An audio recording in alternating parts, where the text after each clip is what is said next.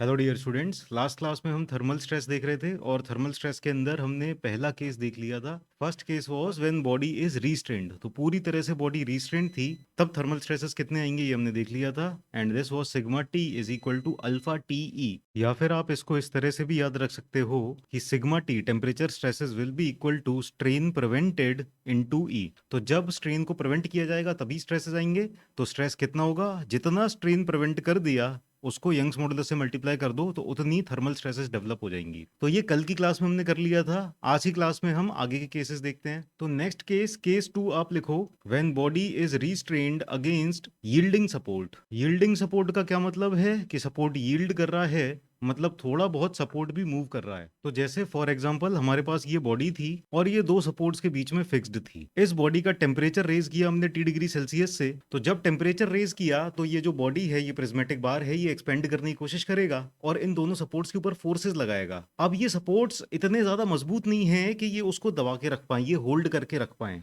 तो हो क्या रहा है कि जब ये एक्सपेंड करने की कोशिश कर रहा है, ये स्ट्रेस अप्लाई कर रहा है सपोर्ट्स के ऊपर और सपोर्ट थोड़ा बहुत मूव कर जा रहे हैं। तो सपोर्ट जब थोड़ा बहुत मूव कर जा रहे हैं, इसका मतलब ये नहीं है कि इस बॉडी का पूरे की पूरा फ्री एक्सपेंशन हो गया। तो सपोर्ट मूव तो कर जा रहे हैं थोड़ा सा, लेकिन फिर भी कुछ ना कुछ रिएक्शन सपोर्ट जरूर प्रोवाइड कर रहे हैं। इस वजह से इस बार का फ्री एक्सपेंशन नहीं हो पाएगा। तो यहां पर सिचुएशन कुछ ऐसी है कि जब T डिग्री सेल्सियस से इस बार का टेम्परेचर इंक्रीज किया तो इस बार की लेंथ थोड़ी बहुत बढ़ गई, और लेंथ थोड़ी बहुत बढ़ी इसका मतलब ये है कि ये सपोर्ट पूरा का पूरा रिस्ट्रेन नहीं कर पाए, थोड़ा बहुत यील्ड कर गए। लेकिन ये सपोर्ट फिर भी टेम्परेचर राइज करने के बाद कुछ ना कुछ फिर भी ये स्ट्रेस प्रोवाइड कर रहे हैं, सच दैट इस बार का फ्री एक्सपेंशन नहीं हुआ। अगर मान लो ये सपोर्ट पूरी तरह से हटा दिए जाते, बिल्कुल ही नहीं होते, तो ये बार कुछ और ज्यादा एक्सपेंड कर चुका होता, इसकी लेंथ और ज्यादा बढ़ चुकी होती।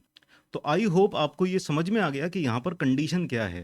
तो लेट अस से कि ये जो सपोर्ट ने यील्ड किया है, ये डेल्टा अमाउंट से यील्ड कर गया ये सपोर्ट। अब यहाँ पर भी अगर हम प्रिंसिपल ऑफ सुपरपोजिशन लगा के देखें तो इसको फर्दर हम दो पार्ट में ब्रेक कर सकते हैं। अब इसको दो पार्ट में कैसे ब्रेक कर सकते हैं कि पहला पार्ट तो हम ये मान लेते हैं कि यहाँ पर सपोर्ट रिएक्शन बिल्कुल भी नहीं है, इसका पूरा का पूरा फ्री एक्सपेंशन हो रहा है। तो जब फ्री एक्सपेंशन होगा डेफिनेटली इस डेल्टा से तो ज्यादा ही हो जाएगा। सो लेट अस से टेम्परेचर राइज की वजह से जो डिफ्लेक्शन हुआ डेल्टा टी के बराबर हुआ। सो दिस इज डेल्टा टी। तो पहला पार्ट ये कि यहाँ पर हमने फ्री एक्सपेंशन हो जाने दिया।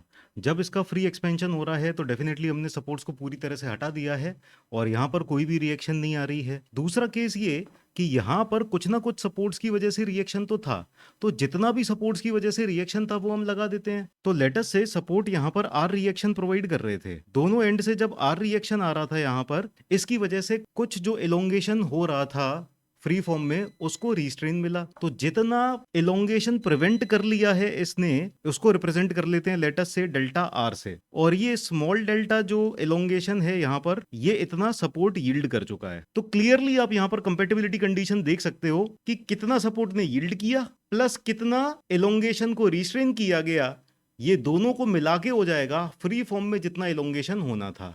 सो delta T will become equal to small delta plus delta R. तो कंपैटिबिलिटी कंडीशन तो आप समझ चुके हो, पर पहले हम लिख लेते हैं इन सारी टर्म्स का मतलब, अदरवाइज रिवाइज करते टाइम आपको ध्यान नहीं आएगा। सो लिख लो, स्मॉल डेल्टा क्या है, this is the amount by which support has yielded. Delta T क्या है, ये टेम्परेचर चेंज की वजह से जितना फ्री एक्सपेंशन होना था वो है। तो this is the free expansion due to temperature change. ये डेल्टा आर, ये वो वाला एक्सपेंशन है जो कि सपोर्ट्स ने प्रिवेंट कर लिया है। So expansion restrained due to supports. तो बिना सपोर्ट के जो फ्री एक्सपेंशन होना था वो डेल्टा टी के बराबर होना था, लेकिन सपोर्ट्स कुछ यील्ड कर गए हैं तो वो डेल्टा अमाउंट से यील्ड कर गए हैं, और प्रिवेंट कितना कर लिया है, डेल्टा आर प्रिवेंट कर लिया। तो जितना एक्सपेंशन हो गया है प्लस जितना प्रिवेंट कर दिया है वो टोटल एक्सपेंशन के बराबर हो जाएगा। तो यहां पर हम कंपैटिबिलिटी कंडीशन इजीली लिख सकते हैं, राइट डाउन। तो कंपैटिबिलिटी कंडीशन हमें दिख रही है, फिगर से ही आराम से दिखाई दे रही है, delta T is equal to small delta plus delta R. No delta T तो फ्री एक्सपेंशन है और इसका रिजल्ट हमने कल की क्लास में ही लिखा था, कितना होता है, एल अल्फा टी होता है। स्मॉल डेल्टा ये क्वेश्चन में गिवन रहेगा कि कितना एक्सपेंशन अलाउ कर दिया है या कितने अमाउंट से सपोर्ट्स यील्ड कर चुके हैं, ये small delta plus delta R. तो सपोर्ट्स ने जो आर रिएक्शन लगाई थी उसकी वजह से एक्सपेंशन कितना प्रिवेंट हुआ, ये हो जाएगा R L upon A E. So this will be R L upon A E. अब यहां पर पहले की तरह ही आप जानते हो आर अपॉन ए, ये क्या आ जाएगा, स्ट्रेस। तो ये आ जाएगी temperature stress. So write down L alpha T is equal to delta plus temperature stress into L upon E. तो अब आगे से जो अगली कंडीशंस हम डिराइव करेंगे तो उसके लिए आर अपॉन ए अलग से लिखने की जरूरत नहीं है, हमें ये पता है कि हम डायरेक्टली सिग्मा टी लिख सकते। तो सिग्मा टी एल अपॉन ई से डायरेक्टली हम लिख देंगे कि कितना एक्सपेंशन प्रिवेंट हुआ। और अगर स्ट्रेन प्रिवेंट करने की बात की जाएगी तो इसको डिवाइड बाय एल कर देंगे, तो सिग्मा टी अपॉन ई ही बचेगा अगर हम इसे स्ट्रेन की टर्म्स में लिखेंगे। चलिए खैर, अभी फिलहाल के लिए इस इक्वेशन से हम सिग्मा टी फाइंड आउट कर लेते हैं। तो सिग्मा टी क्या हो जाएगा, L alpha T minus delta into E by L. तो ई बाय एल तो पूरे में ही मल्टीप्लाई हो जाएगा into L alpha T minus delta. अगर आप एल अल्फा टी को ध्यान से देखो तो सिंपली हम इसको डेल्टा टी लिख सकते हैं। तो इसको थोड़ा सा यहां से लिख देते हैं, sigma T is equal to E by L into delta T minus delta. और डेल्टा टी माइनस डेल्टा अगर आप यहां से फाइंड आउट करोगे तो ये डेल्टा आर आ जाएगा, यानी कितना एक्सपेंशन प्रिवेंट किया। So we can simply write E by L into delta R. और डेल्टा आर तो था कि एक्सपेंशन प्रिवेंट किया, इसको अगर हम लेंथ से डिवाइड कर दें तो क्या हम इसको लिख सकते हैं कि ये स्ट्रेन प्रिवेंटेड है। तो ये जो सपोर्ट रिएक्शन आ रही थी, इन्होंने स्ट्रेन कितना रोक दिया, that will be delta R by L. तो डेल्टा आर बाय एल यहां पर रिप्लेस कर देते हैं, हमारे पास बचेगा sigma T is equal to strain prevented into Young's modulus. तो ये तो वही वाली इक्वेशन आ गई जो केस 1 में डिराइव की थी हमने। केस 1 में भी sigma T is equal to strain prevented into E ही था। तो ज्यादातर बुक्स में और ज्यादातर कोचिंग्स में जो सर लोग पढ़ाते हैं वो यहाँ तक ही पढ़ाते हैं। आपको ये फॉर्मूला याद करने में थोड़ी सी मुश्किल होगी, पर मैंने आपको और सिंप्लीफाई करके इस लेवल तक ले आया हूं। यहां पर आप फॉर्मूला याद भी करो या ना भी करो, आपको हमेशा ही पता रहेगा कि sigma T is equal to strain prevented into E. Strain prevented कैसे कैलकुलेट करना है ये आप यहां पर कंपेटिबिलिटी कंडीशन देख के ही बता सकते हो। ये वाला एलोंगेशन प्रिवेंटेड था delta R, strain prevented delta R upon L हो जाएगा। और डेल्टा आर आप आराम से लिख सकते हो delta T minus small delta divided by L. Delta T आप इजीली एल अल्फा टी से कैलकुलेट कर सकते हो, और ये स्मॉल डेल्टा आपको क्वेश्चन में गिवन रहेगा, कोई फॉर्मूला याद करने की जरूरत ही नहीं। एक दो बार और देख लेना, समझ लेना, इसको आपको दिमाग में बैठ जाएगा, इसको याद करने की जरूरत नहीं पड़ेगी। ये वाली इक्वेशन याद करने से अच्छा आप इसको याद कर लो। तो चलिए, बड़ी खुशी की बात है, केस 1 और केस 2 के लिए सेम ही फॉर्मूला, एक ही फॉर्मूले से दोनों केस सॉल्व हो जाएंगे। अब अगले केस पे चलते हैं, केस 3 पे। Write down temperature rise in composite bar. Composite bar के केस में हम इसको ना पैरेलल कनेक्शन भी बोल सकते हैं। तो देखो, पैरेलल कनेक्शन में क्या होता है कि दो बार्स अलग अलग मटेरियल्स के इस तरह से एक दूसरे से कनेक्टेड हैं, और इन दोनों को एक दूसरे के साथ रिजिडली फिक्स कर दिया, एक दूसरे के साथ चिपका दिया है अच्छे से फेविकॉल के मजबूत जोड़ से। 60 साल तक सोफा चलता रहता है, कुछ नहीं होता। और इसका टेम्परेचर T डिग्री सेल्सियस से बढ़ा दिया। लेटस से पहले वाले बार का coefficient of thermal expansion alpha 1, दूसरे वाले बार का थर्मल कोएफिशिएंट अल्फा 2, पहले वाले बार का यंग्स मॉडुलस E1 और दूसरे बार का यंग्स मॉडुलस E2, क्योंकि ये दोनों अलग अलग मटेरियल के बने हुए हैं। अब अगर इस पूरे बार का, पूरी असेंबली का टेम्परेचर आप बढ़ाओगे, क्या दोनों सेम अमाउंट से इलोंगेट होंगे? तो कल की क्लास में मैंने बताया था कि जिसका अल्फा ज्यादा होगा वो ज्यादा अमाउंट से इलोंगेट होगा, क्योंकि डेल्टा एल किस पे डिपेंड करता है, एल अल्फा टी पे। लेंथ दोनों की बराबर है, दोनों को सेम अमाउंट ऑफ टेम्परेचर से इंक्रीज किया जा रहा है, पर अल्फा दोनों का अलग अलग है। तो जिसका अल्फा ज्यादा उसकी लेंथ ज्यादा बढ़ जाएगी, लेंथ ज्यादा बढ़ जाएगी। पर यहां तो दोनों एक दूसरे के साथ चिपके हुए हैं, तो किसी की लेंथ ज्यादा या किसी की लेंथ कम तो नहीं बढ़ेगी, दोनों की लेंथ बराबर बढ़ेगी। सबसे पहले तो ये मान लो कि ये दोनों चिपके ही नहीं है, एक दूसरे के साथ अटैच्ड ही नहीं है। तो अगर हमने ये मान लिया कि ये दोनों एक दूसरे के साथ अटैच नहीं है, ये दोनों फ्री हैं, बस एक दूसरे के साथ ऐसे ही रख दिए हैं, ठीक है, इन दोनों के बीच में कोई कनेक्शन नहीं है। तो जब कोई कनेक्शन नहीं है तो ये जितना इलोंगेट करना चाह रहा है ये उतना इलोंगेट करेगा, और ये जितना इलोंगेट करना चाह रहा है ये उतना करेगा। मान लेते हैं अभी के केस में, मान लो alpha 1 is greater than alpha 2, यानी कौन सा ज्यादा इलोंगेट करेगा, जिसका अल्फा ज्यादा है। अल्फा पहले वाले का ज्यादा है, ये ज्यादा इलोंगेट कर जाएगा। ज्यादा इलोंगेट करके मान लो ये ज्यादा तेजी से चीता बन के यहां तक आ गया, और ये दूसरा वाला खरगोश वाले मोड में है, ये इलोंगेट किया लेकिन ये थोड़ा सा ही किया क्योंकि इसका अल्फा छोटा है, तो ये इलोंगेट करके यहां तक पहुंचा। इन दोनों का ये वाला जो इलोंगेशन है ना, ये अनरिस्ट्रेन्ड है, यानी यहाँ पर बिना किसी फोर्सेस लगाए इलोंगेट हो रहा है, सिर्फ और सिर्फ टेम्परेचर की वजह से। तो यहाँ पर थोड़े से डायमेंशंस नोट कर लेते हैं। मान लो पहले वाले का फ्री इलोंगेशन जो हुआ है उसको रिप्रेजेंट कर देते हैं हम डेल्टा T1 से, और दूसरे वाले का फ्री इलोंगेशन जो हुआ है उसको हम रिप्रेजेंट कर देते हैं डेल्टा T2 से। नाउ सिंस ये दोनों बार एक दूसरे के साथ रिजिडली कनेक्टेड हैं, तो इस तरह से दोनों का अलग अलग फ्री एक्सपेंशन तो होगा नहीं, ये पूरा का पूरा एक अकेले बार की तरह से एक्सपेंड होगा। तो जो ऊपर वाला बार है जिसका कोएफिशिएंट ऑफ थर्मल एक्सपेंशन ज्यादा है, ये वैसे चाहेगा तो ज्यादा एक्सपेंड होना, लेकिन दूसरा वाला जो बार है ये इसको इतना ज्यादा एक्सपेंड होना अलाउ नहीं करेगा, क्योंकि ये दोनों एक दूसरे के साथ फिक्स्ड हैं। तो ये वाला इसको पीछे की तरफ खींचेगा, इसको पूरा का पूरा एक्सपेंशन अलाउ होने नहीं देगा।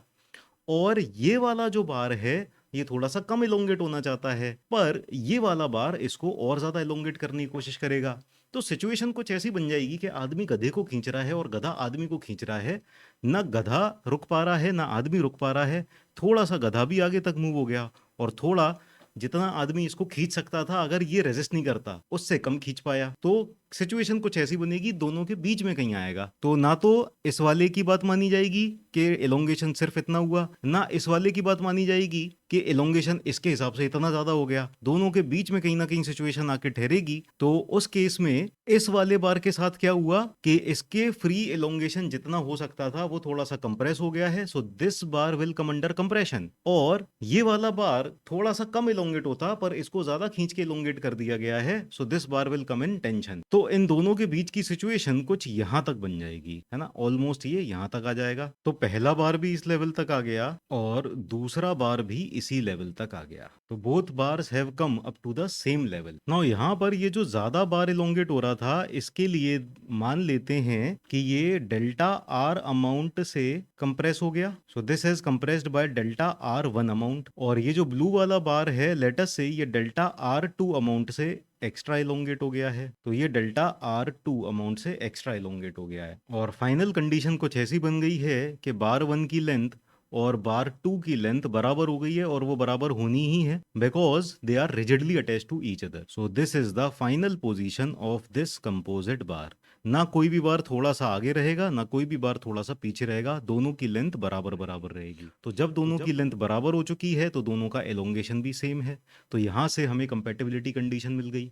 Late us write down compatibility condition. So compatibility condition ये है कि इनिशियल लेंथ दोनों बार्स की सेम थी, इनिशियल लेंथ यहां तक थी और फाइनल लेंथ भी दोनों बार्स की सेम है। तो जब इनिशियल लेंथ और फाइनल लेंथ दोनों बार की सेम है यानी इंक्रीज इन लेंथ भी दोनों का सेम है। दोनों बार पहले इस लेवल तक थे, अब दोनों बार इस लेवल तक आ गए हैं। तो दोनों बार की लेंथ में इंक्रीज कितना हुआ, दोनों बार्स की लेंथ में इंक्रीज इतना हुआ है, सेम इंक्रीज हुआ है। So increase in length of both the bars is same. So let us write down this compatibility condition. Increase in length of bar 1 is equal to increase in length of bar 2. तो बार 1 वाले photo को अगर analyse करें और देखें कि कितना increase हुआ है, तो पहले यहाँ पर था अब ये यहाँ पर आ गया है। यहाँ से यहाँ तक कितना इंक्रीज हुआ, ये हो जाएगा delta T1 minus delta R1, delta T1 minus delta R1। अब increase in length of bar 2, second वाला बार की लेंथ कितनी इंक्रीज हो गई है टोटल, तो पहले यहां पर थी अब ये यहां पर आ गया, तो इसमें डेल्टा T2 यहां तक इंक्रीज हुआ और एक्स्ट्रा डेल्टा R2 और इंक्रीज हो गया है।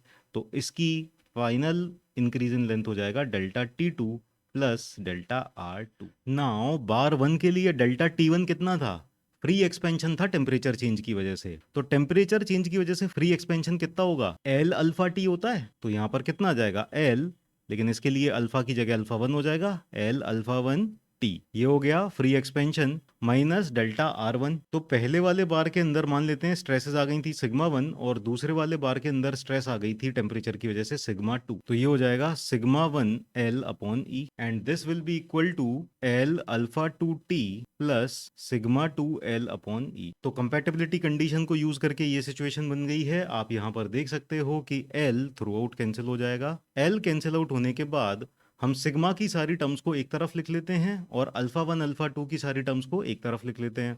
तो सिग्मा वाली टर्म्स अगर एक साथ आ जाएंगी तो ये हो जाएगा sigma 1 by E plus sigma 2 by E, that will be equal to T alpha 1 minus alpha 2। तो ये हमारे पास इक्वेशन 1 आ चुकी है जो कि कंपैटिबिलिटी कंडीशन से आई है। यहाँ पर हमारे पास सिग्मा 1 और सिग्मा 2 दो अननोन हैं और इन दोनों के लिए ये इक्वेशन काफी नहीं है। तो कंपैटिबिलिटी कंडीशन तो हमने लिख ली है, इक्विलिब्रियम इक्वेशन भी लिख लेते हैं। नाउ इक्विलिब्रियम इक्वेशन क्या होगी, दूसरा वाला बार पहले वाले बार को कंप्रेस कर रहा है और पहले वाला बार दूसरे वाले बार को खींच रहा है, तो एक बार दूसरे बार पे कंप्रेशन लगा रहा है और वो वाला बार इस वाले बार के ऊपर टेंशन लगा रहा है। तो जो कंप्रेशन और टेंशन होगी ये दोनों एक दूसरे के बराबर होंगी, जितनी फोर्स ये इस पे लगाएगा उतनी फोर्स ये इस पे लगाएगा। So compression in first bar will be equal to tension in second bar, magnitude wise ये दोनों इक्वल होंगे। तो ये हमारे पास इक्विलिब्रियम इक्वेशन आ जाएगी, इसको भी लिख लेते हैं। तो इक्विलिब्रियम कंडीशन हमारे पास ये बनेगी, compressive force in bar 1 is equal to tensile force in bar 2। तो बार के अंदर जो कंप्रेसिव स्ट्रेस था वो सिग्मा 1 था और इसका एरिया था A1, तो ये हो गई कंप्रेसिव फोर्स। और टेंसाइल फोर्स इसके अंदर जो स्ट्रेस थी ये सिग्मा 2 थी और इसका एरिया था A2, तो sigma 1 A1 is equal to sigma 2 A2 हो जाएगा और ये हमारी सेकंड कंडीशन बन जाएगी। सो this will be the second equation. और हमारे पास अब दो इक्वेशन आ चुकी हैं और दो ही अननोन हैं। इन दोनों इक्वेशंस को सॉल्व करके हमें सिग्मा 1 और सिग्मा 2 मिल जाएंगे। So solve equations 1 and 2 to find sigma 1 and sigma 2। तो आई होप ये वाला केस भी आपको समझ में आ गया कि किस तरह से इक्वेशंस डिराइव किए। अच्छा, यहाँ पर एक और चीज, यहाँ पर E1 और E2 भी अलग अलग हैं, तो इसके लिए हम E1 कर देंगे, इसके लिए E2 कर देंगे। ये क्वेश्चन में गिवन रहेंगे। सेम मटेरियल तो ये डेफिनेटली नहीं होगा, इसका E1 और E2 ही होगा, ठीक है। तो ये आप जरूर ऐड कर लो, यहाँ पर E1 और E2 भी आएगा। और इनका एरिया ऑफ क्रॉस सेक्शन भी अलग अलग था, इसका A1 था और इसका A2 था। चलो, ये तो हमने टेम्परेचर राइज वाला केस देखा था कि टेम्परेचर अगर राइज होगा तो इसको इस तरह से कैलकुलेट कर सकते हैं और ये वाली इक्वेशन बनेगी। अगर मान लो टेम्परेचर राइज की जगह टेम्परेचर फॉल हो जाए तो यही इक्वेशन निकल के आएंगी या फिर अलग अलग इक्वेशन निकल के आएंगी। तो टेम्परेचर अगर फॉल भी होता है ना, तब भी आप फाइनल देखोगे तो यही दोनों इक्वेशंस निकल के आएंगी।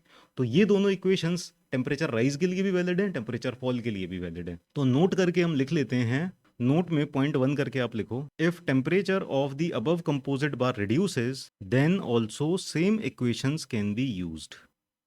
चलो, टेम्परेचर राइज के केस में तो हमने ये देखा था कि इस बार का जब टेम्परेचर राइज हो रहा है तो इसके अंदर कंप्रेशन आ रहा है, और इस बार का टेम्परेचर राइज जब हो रहा है तो इसके अंदर टेंशन आ रहा है। तो ये डिपेंड किस पे कर रहा है? अल्फा पे। टेम्परेचर राइज के केस में जिसका अल्फा ज्यादा होगा वो ज्यादा एक्सपेंड कर जाएगा और जिसका अल्फा कम होगा वो कम एक्सपेंड करेगा।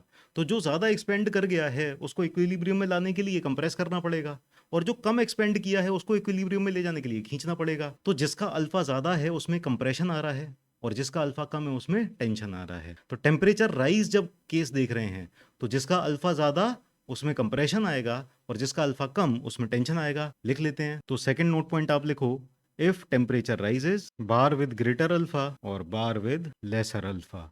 तो जिसका अल्फा ज्यादा है उसमें आएगा कंप्रेशन और जिसका अल्फा कम है उसमें आएगा टेंशन। इसका अपोजिट हो जाएगा जब टेम्परेचर फॉल का केस होगा। देखो, फिगर बना के समझ लेते हैं। नाउ ये ऊपर वाला जो बार है इसका अल्फा ज्यादा मान लेते हैं, तो जब इसका अल्फा ज्यादा है और टेम्परेचर फॉल हुआ तो ये ज्यादा कॉन्ट्रैक्ट कर जाएगा, ये ज्यादा तेजी से इसकी लेंथ डिक्रीज होगी। एल अल्फा टी पे ही डिपेंड करेगा डिक्रीज करना भी। तो अल्फा ज्यादा है तो चेंज इन लेंथ भी ज्यादा आएगा, तो ये रिडक्शन भी इसका ज्यादा हो जाएगा। और इसका अल्फा कम है तो इसकी लेंथ में कम रिडक्शन आया, तो मान लो ये यहां तक ही रिड्यूस हुई। अब इक्विलिब्रियम कंडीशन तो इन दोनों के बीच में कहीं ना कहीं बनेगी, यहां पर कहीं बन गई इक्विलिब्रियम कंडीशन, ठीक है। तो जिसका अल्फा ज्यादा था वो ज्यादा पीछे चला गया था, तो इसको इक्विलिब्रियम पे लाने के लिए क्या करना पड़ा? इसको खींचना पड़ा। तो जब इसको खींचा, ज्यादा अल्फा वाले बार में आ गया टेंशन, और जिसका अल्फा कम था उसके अंदर जो लेंथ का रिडक्शन हुआ वो कम हुआ। लेंथ का रिडक्शन कम हुआ तो इक्विलिब्रियम तक ले जाने के लिए इसको और ज्यादा रिड्यूस करना पड़ा, यानी इसको और ज्यादा कंप्रेस करना पड़ा। तो टेम्परेचर फॉल वाले केस में जिसका अल्फा ज्यादा उसमें आएगा टेंशन और जिसका अल्फा कम उसमें आएगा कंप्रेशन। तो ये वाला पॉइंट भी लिख लेते हैं। सो नोट पॉइंट में आप लिखो third point, if temperature falls, so bar with greater alpha इसमें आएगा टेंशन और बार विद लेसर अल्फा इसमें आएगा कंप्रेशन। ना फोर्थ पॉइंट, तीन चार तरह के बार आते हैं, तीन चार तरह के मटेरियल आते हैं, बस उन्हीं में से ही पूछ लिया जाता है। तो इनका कोएफिशिएंट ऑफ थर्मल एक्सपेंशन किसका ज्यादा किसका कम ये आपको पता होना चाहिए। तो वो लिख लेते हैं, write down coefficient of thermal expansion. तो सबसे ज्यादा होता है एल्यूमिनियम का, अल्फा ऑफ एल्यूमिनियम। इसके बाद आता है अल्फा ऑफ ब्रास, फिर आता है कॉपर और फिर आता है स्टील। और अगर इनकी अप्रोक्सीमेट वैल्यूज भी आप लिखना चाहते हो, वैसे तो याद करने की जरूरत नहीं है क्योंकि ऑब्जेक्टिव में अगर न्यूमेरिकल आएगा तो न्यूमेरिकल में वैल्यूज मेंशन की रहेंगी, और अगर ऐसे ही आ जाता है कि कॉपर और ब्रास कनेक्टेड है या एल्यूमिनियम और ब्रास कनेक्टेड है, तो इस तरह के केस में आपको बस ये सीक्वेंस से ही आइडिया लग जाना चाहिए कि किस में कंप्रेशन किस में टेंशन। पर फिर भी हम एक जनरल आइडिया के लिए वैल्यूज लिख लेते हैं, so you don't need to remember these values. So aluminium क्या हो गया 21 इंटू 10⁻⁻6 पर डिग्री सेल्सियस, ब्रास का हो गया अप्रोक्सीमेटली 18 इंटू 10⁻⁻6 पर डिग्री सेल्सियस, कॉपर का हो गया अप्रोक्सीमेटली 16 इंटू 10⁻⁻6 पर डिग्री सेल्सियस, और स्टील का अप्रोक्सीमेटली हो गया 11 से 12 रहता है, 12 लिख लेते हैं, 12 इंटू 10⁻⁻6 पर डिग्री सेल्सियस। तो ये हो गया डिफरेंट मटेरियल्स का coefficient of thermal expansion. I hope आप अच्छे से नोट्स बनाते जा रहे हो और आपको समझ में भी आ रही हैं सारी चीजें। और हाँ, जाने से पहले एक इंपॉर्टेंट इन्फॉर्मेशन, टेलीग्राम चैनल है, इसका लिंक मैंने ग्रुप के डिस्क्रिप्शन में भी दे रखा है, तो आप इस टेलीग्राम चैनल को ज्वाइन कर लो, क्योंकि हर क्लास के बाद हम इसके ऊपर क्वेश्चंस भी डिस्कस करते हैं। तो क्विज के फॉर्म में आप क्वेश्चंस दोगे, अच्छा लगेगा, मजा आएगा, तो ये भी आप ज्वाइन कर लो जल्दी से। तो आज की क्लास में बस इतना ही रखते हैं, मिलते हैं अगली क्लास में, बाय बाय, टेक केयर।